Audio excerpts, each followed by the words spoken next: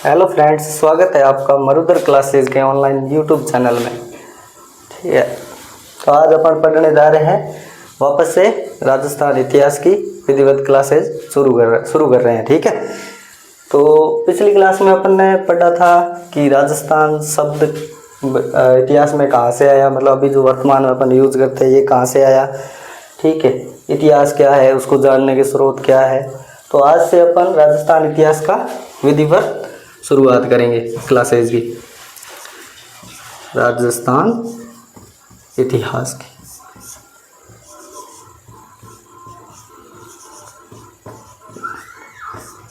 तो राजस्थान इतिहास की शुरुआत अपन वहीं से करेंगे जहाँ से अपन भारत के इतिहास की, मतलब भारतीय इतिहास की शुरुआत करते हैं। भारतीय इतिहास की शुरुआत अपन करते हैं सभ्यताओं से। कहाँ से? सभ्यताओं से। सिंधु घाटी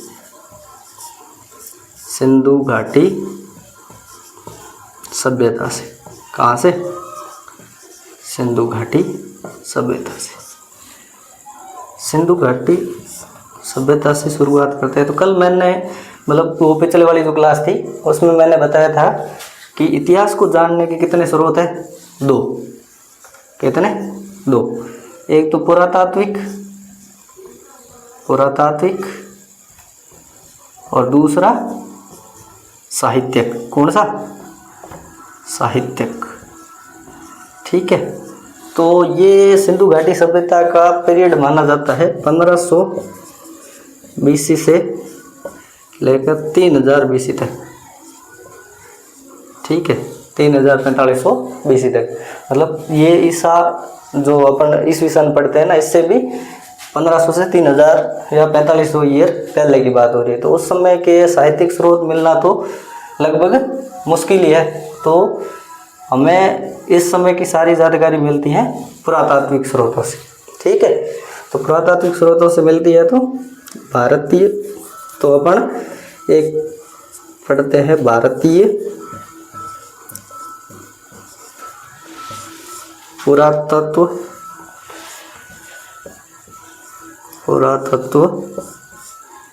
विभाग। ठीक है, तो भारतीय पुरातत्व विभाग की स्थापना किसने करी थी? तो एक अंग्रेज था जिसका नाम था अलेक्जेंडर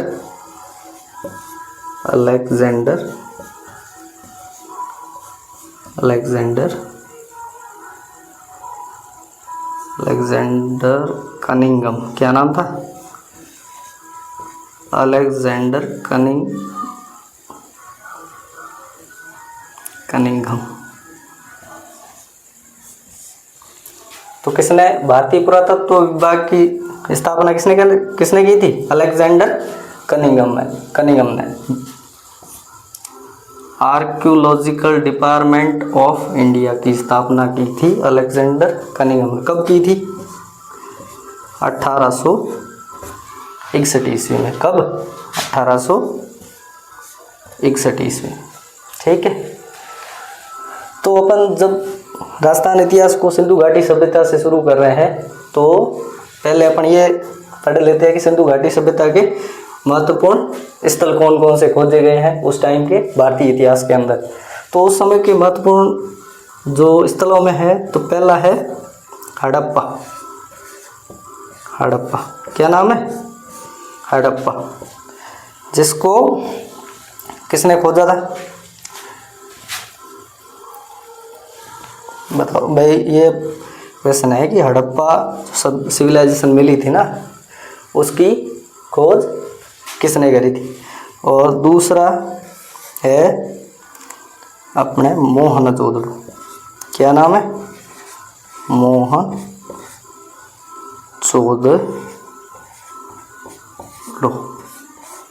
तो इसकी खोज किसने की थी?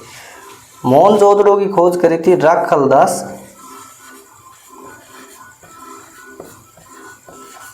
बनर्जी।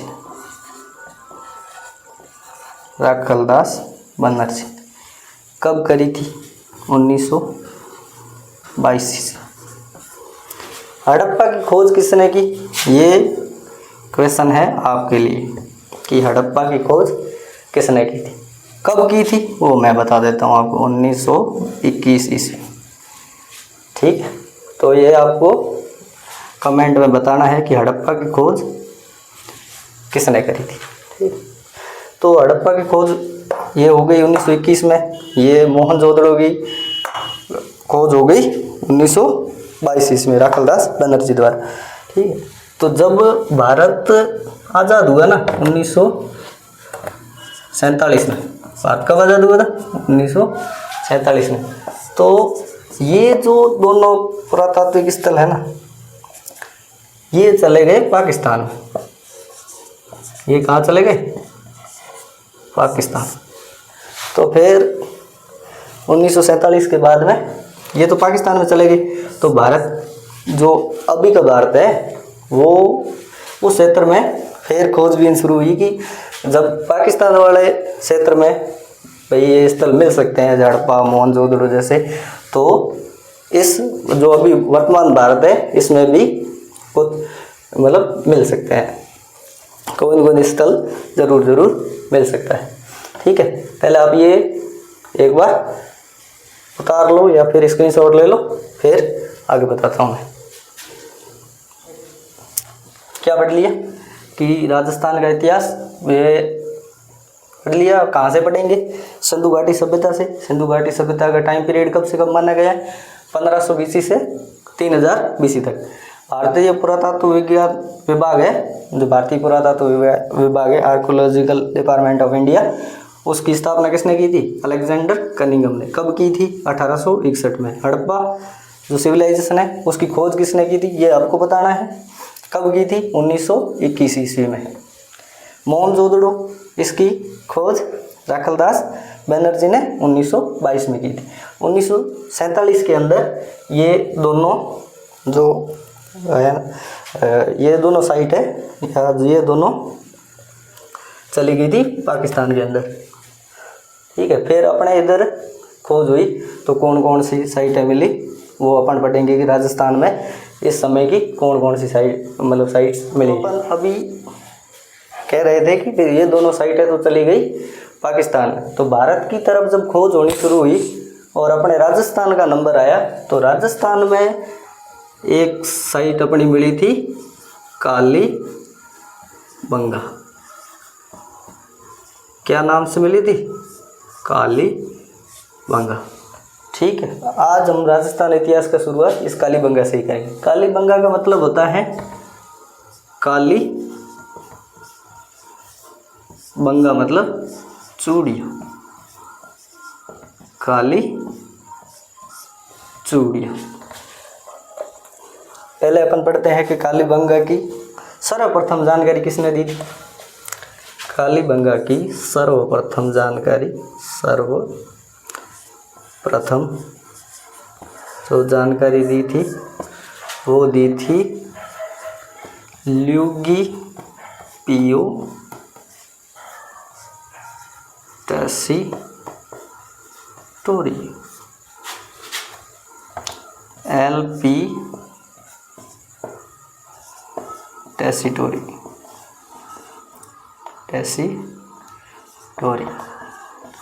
LP टेसीटोरी कहाँ का था? इटली का। कहाँ का था? इटली का। इसने पहले ये जानकारी दी कि आप इस क्षेत्र में खुदाई करो तो आपको कुछ न कुछ मिल सकता है, जो हड़प्पाकालीन हो या हो सकता है उससे पहले का हो या उससे थोड़ा बहुत बाद का हो। तो सर्वप्रथम किसने बताया था? LP टेसीटोरी ने। और LP टेसीटोरी कहाँ गए? इटली का। ठीक है, इसका वास्तविक खोजकर्ता जिसने इसको वास्तव में खोजा था बाद में, ठीक है, वास्तविक खोजकर्ता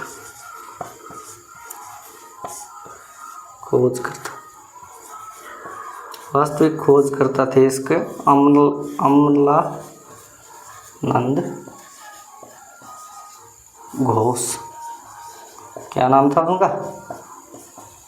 अमलानंद घोष। और कब करी? तो 1952 ईस्वी में। तो इसके खोजकर्ता कौन हो गए? अमलानंद घोष। तो इसके उत्खनन करता कि इन्होंने तो खोजा है, अब इसका उत्खनन भी तो कोई करेगा, उत्खनन करता, इनके उत्खनन करता। तो उत्खनन करता थे B.V. लाल, क्या नाम था, ब्रजवासी लाल, B.V. लाल या ब्रजवासी लाल। एक और थे B.K. थापर, क्या नाम था, बालकृष्ण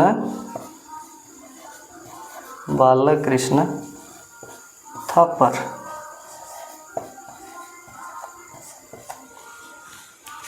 तो कालीबंगा की खोज हुई कब, 1952 से। सबसे पहले किसने बताया, LP टेसीटोरी ने। वास्तविक खोज करता अमलानंद घोष, उत्खनन करता B.V. लाल यानी ब्रजवासी लाल और B.K. थापर, बालकृष्ण थापर। अब पढ़ते हैं ये है कहाँ, कालीबंगा।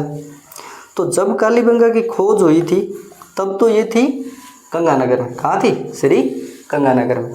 पर वर्तमान में ये है स्थान, इसका है कालीबंगा का हनुमानगढ़। कौन सा गढ़, हनुमानगढ़। अब पूछे नदी, किस नदी के किनारे, क्योंकि सभ्यताओं का विकास हमेशा नदियों के किनारे ही हुआ है। तो कौन सी नदी, घग्गर नदी, घग्गर नदी। अब घग्गर नदी के बारे में एक दो बातें आप याद रखना, ठीक है, कई बार पूछी जाती है। वैसे तो नदियाँ पढ़ेंगे तब अपन ज़रूर पढ़ेंगे, पर एक बार और बता देता हूँ मैं अभी के टाइम में। इसको मृत नदी कहा जाता है। क्या कहा जाता है, मृत नदी कहा जाता है। इसी को सरस्वती नदी का अवशेष कहा जाता है, सरस्वती का अवशेष। यानी पहले ये सरस्वती हुआ करती थी, इसकी जगह फिर सूखते ये घग्गर नदी तक सीमित होके रह गई। तो अभी अपन ने क्या पढ़ा, कालीबंगा, काली चूड़िया। सर्वप्रथम LP टेसीटोरी ने बताया। वास्तविक खोज करता अमलानंद घोष, कब करी, 1952। उत्खनन किसने करा, B.V. लाल ने यानी ब्रजवासी लाल ने, और B.K. थापर यानी बालकृष्ण थापर ने। ये कहाँ पर है, हनुमानगढ़ में। किस नदी के किनारे है, घग्गर नदी के। घग्गर नदी को क्या कहा जाता है, मृत नदी या सरस्वती का अवशेष।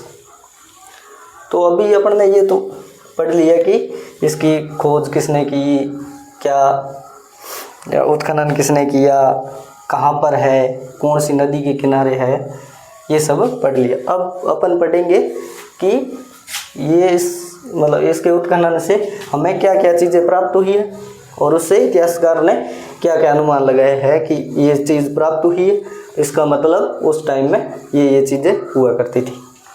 ठीक है, तो जिसको स्क्रीनशॉट वगैरह लेना है तो ले लो, और जिसको नहीं लेना है तो फिर अपन आगे बढ़ेंगे। तो अभी अपन आगे शुरू करने जा रहे हैं कि कालीबंगा से हमें क्या क्या प्राप्त हुआ है। तो कालीबंगा की जो खुदाई है वो 5 स्तर में की गई। कितने स्तर में, 5 स्तर की खुदाई हुई, 5 स्तर की खुदाई हुई।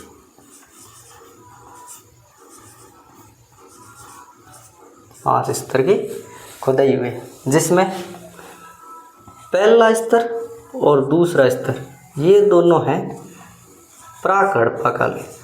कब के, प्राक हड़प्पा काले, यानी हड़प्पा से भी पहले कि ये जो देश पहले और दूसरे स्तर की जो खोज हुई है ये प्राक हड़प्पा काल, और तीसरा, चौथा और पांचवा ये स्तर है हड़प्पा कालीन। ये हड़प्पा के समकालीन, हड़प्पा कालीन, ये है हड़प्पा कालीन। ये पांच स्तर की खुदाई हुई है, जिसमें 2 है प्राग हड़प्पा कालीन और 3 है हड़प्पा कालीन। तब इनकी नगरीय व्यवस्था देखते हैं कि इनके नगर कैसे बने होते। तो इनके नगर 2 भागों में बांटे हुए थे। कितने भागों? 2 भागों में बटे हुए थे।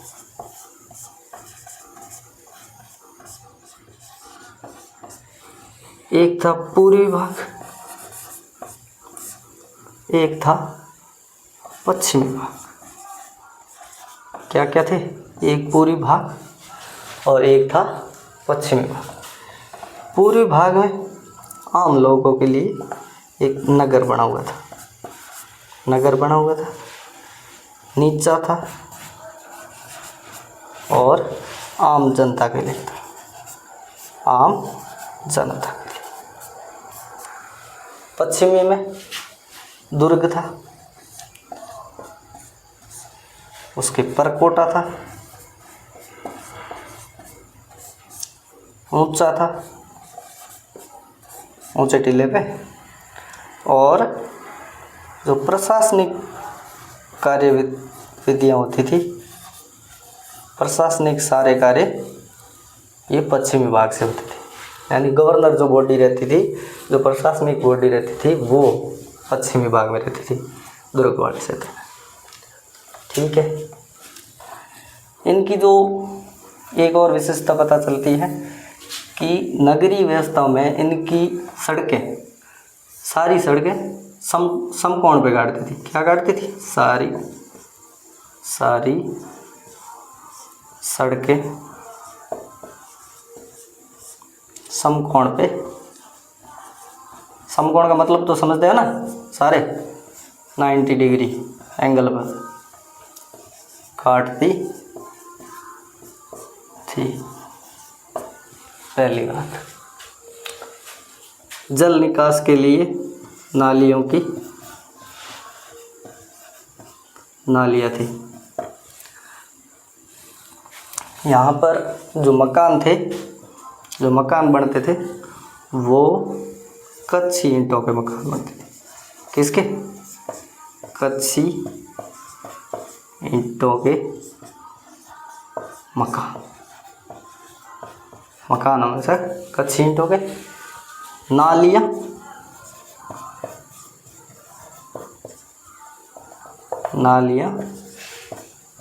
पक्की ईंटों की। किसकी?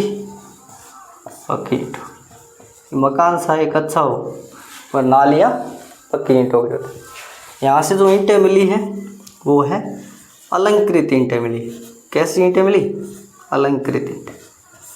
अलंकृत ईंटें का मतलब है कि जो ईंट है उस पर कहीं मोर कुरे हुए, कहीं ये चिन्ह है, ज्योमेट्री वाले आकृतियाँ वगैरह बनी हुई है। ठीक है। पहले इतना एक बार लिख लो, लिखना चाहो तो स्क्रीनशॉट लेना चाहो तो स्क्रीनशॉट ले लो।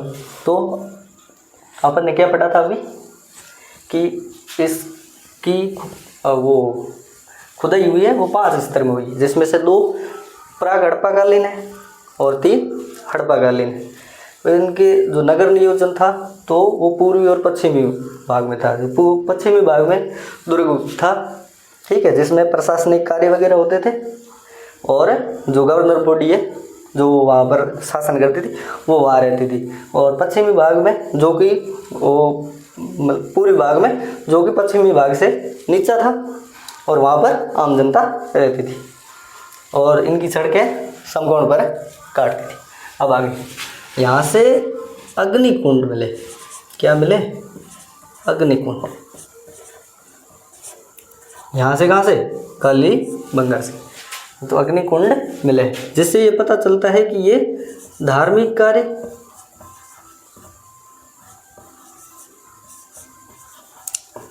कार्य जैसे यज्ञ वगैरह था, यज्ञ वगैरह करते थे या करने में विश्वास रखते थे।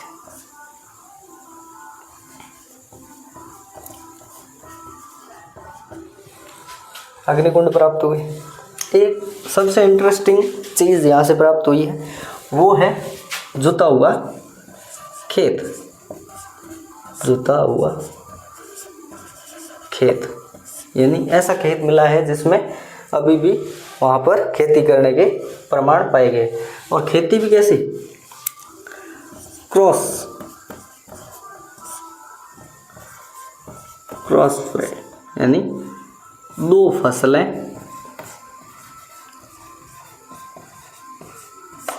एक साथ बोना।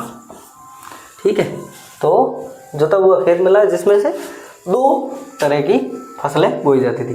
तो उस टाइम का आदमी भी कितना सोचता था कि जैसे एक फसल यहाँ बोई, एक यहाँ बो दी, तो इसमें कीड़े वीड़े लग गए ना तो ये सही सलामत रही, इसमें कीड़े वीड़े लग गए तो ये सही सलामत रहेगी। लेकिन पूरे खेत में यदि एक ही फसल बोई होगी तो एक में कीड़े लगे तो पूरी फसल बर्बाद हो जाएगी। उस टाइम की ये सोच को भी दर्शाता है। तो जोता हुआ खेत मिला है जिसमें से दो फसल हो गए, और वो दो फसलें इतिहासकारों के अनुसार गेहूं तथा जौ मानी गई। अब आप सोच रहे हो ये सब पढ़ने की कहाँ जाता है, क्योंकि आजकल वो ऑब्जेक्टिव में भी वो क्वेश्चन नहीं आ रहे हैं जैसे दे दिए और इसमें से जो सटीक है वो छांट लो। अभी आजकल प्रश्न आने लगे कि निम्न में से कौन सा वाक्य कालीबंगा से संबंधित नहीं है। तो आपको सारा कुछ आना चाहिए कि वहाँ से क्या क्या मिला है, क्या क्या नहीं मिला है। तो उसी के आधार पर आप उस क्वेश्चन को अटेंड कर पाओगे कि जब तक आपको पता ही नहीं होगा पूरी बात तब तक आप उस क्वेश्चन को अटेंड नहीं कर सकते। तो आजकल पैटर्न चेंज हो गया है, इसलिए आपको हर चीज़ एकदम बारीकी से गौर के साथ पढ़नी चाहिए। ठीक है, तो जोता हुआ खेत मिला है जिसमें जौ और गेहूँ बोए हुए मिल सकते हैं। और क्या मिला है यहाँ से, एक कब्र मिली। क्या मिला है, कब्र। कब्र मतलब जहाँ पर आदमी को दफनाया जाता है। एक मिले हैं पासे।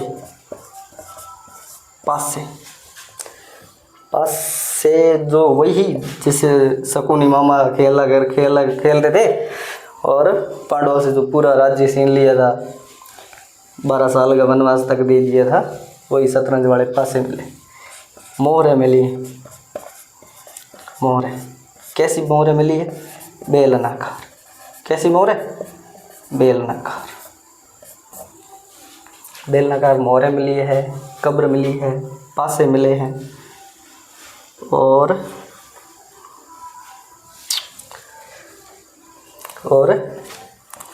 तांबे की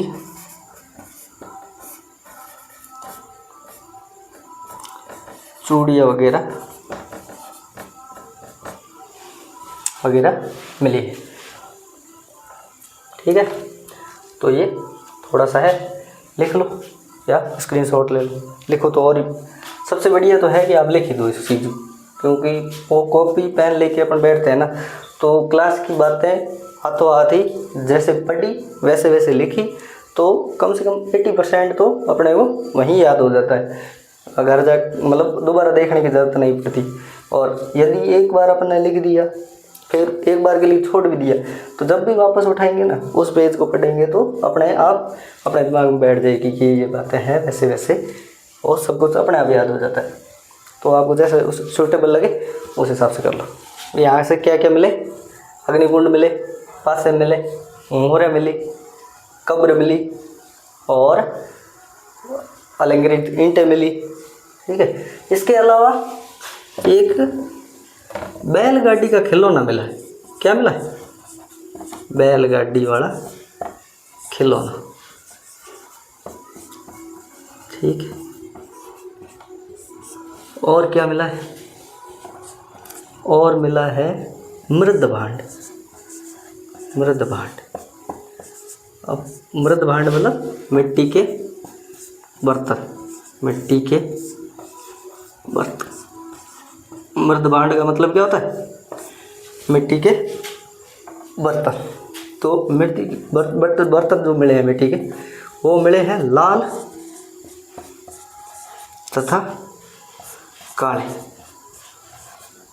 लाल तथा काले कलर की बर्तन, काले कलर के, लाल उन पर कलाकृतियाँ बनाई गई है, जिसमें ज्योमितीय आकृतियाँ ज़्यादा है। क्या है? ज्योमितीय आकृतियाँ। स्थानीय लोग इसे, इन जो मृदभांड है, मिट्टी के बर्तन है, इनको कहते हैं गोरे। क्या कहते हैं? गोरे अर्थ अथवा कोट। ठीक है, कोट, गोरे अथवा कोट कहते हैं। ठीक है, ये सब हो गया।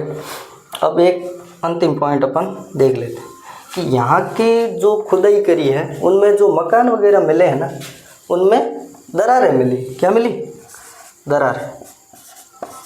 तो दरारें मिली है तो इतिहासकार ये आशंका जताते हैं कि इस सभ्यता का जो पतन हुआ था वह भूकंप के कारण हुआ था। किसके कारण हुआ था? भूकंप से हुआ था। कुछ इतिहासकारों का मानना है कि नदी, जो सरस्वती नदी है, इसके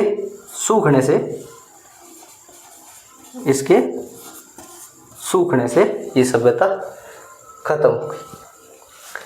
अब ये एक बात इस सभ्यता के बारे में और याद कर लें कि इतिहासकार डॉक्टर गौरीशंकर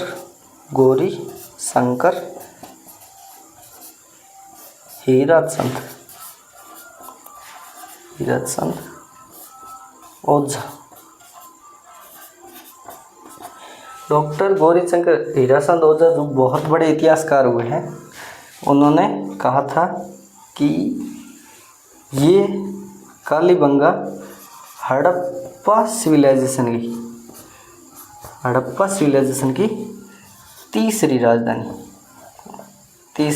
थर्ड राजधानी।